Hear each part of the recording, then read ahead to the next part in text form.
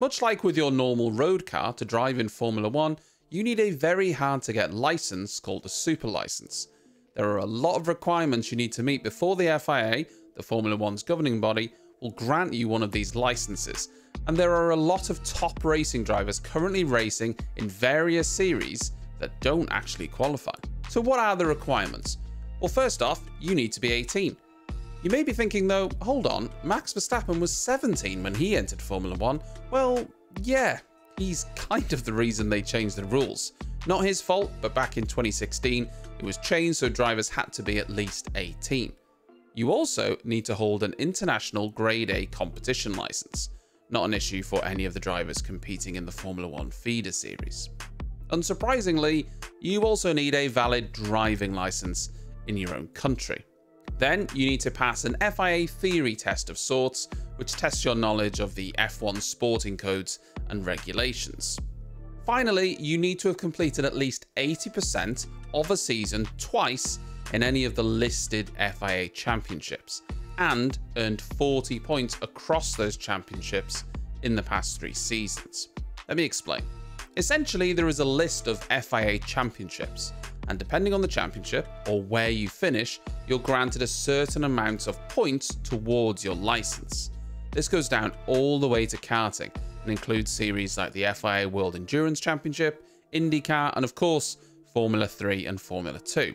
For instance, if you win IndyCar and or finish in the top 3 of Formula 2, you would instantly gain the required 40 points towards your super license. If you finish further down and in some of the more obscure championships, it's going to take you longer to accrue the correct amount of points. Even when you've reached the requirements, the license isn't free though, and can be especially costly when you come to renew it, should you stay in Formula 1. There is a base fee of €10,400 for the license, but when you come to renew it, there is an extra €2,100 per point you scored in the previous season. This means that Max Verstappen, for instance, had to pay just over €1.2 million for his super license to race in the 2024 season after he scored a whopping 575 points in 2023. Logan Sargent, on the other hand, only had to pay €12,500 as he scored only 1 point. The whole system isn't particularly fair, and charging a driver more for their license because they scored more points seems absurd.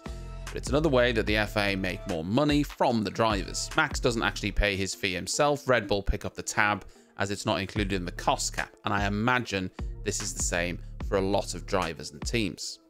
Much like a normal driving license, a Formula 1 super license can also rack up penalty points, and these are handed out by the FIA.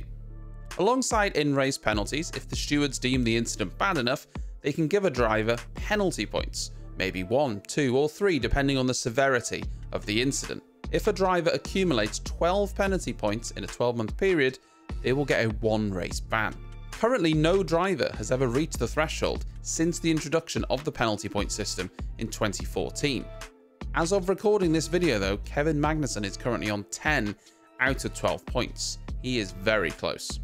There is also an extremely rare and possible occurrence when the FIA can revoke a driver's license if they deem a driver is in danger to themselves or others.